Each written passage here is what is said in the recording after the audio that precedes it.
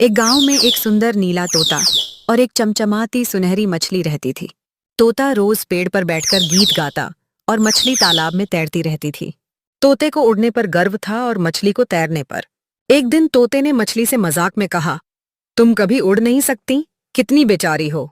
मछली मुस्कुराई और बोली, शायद मैं उड़ नहीं सकती, लेकिन मैं पानी में नाच सकती हूँ, जो तुम कभी नहीं कर पाओगे। हर किसी की अपनी खूबी होती है। तोते को अपनी गलती का एहसास हुआ। उसने मछली से माफी मांगी और दोनों अच्छे दोस्त बन गए।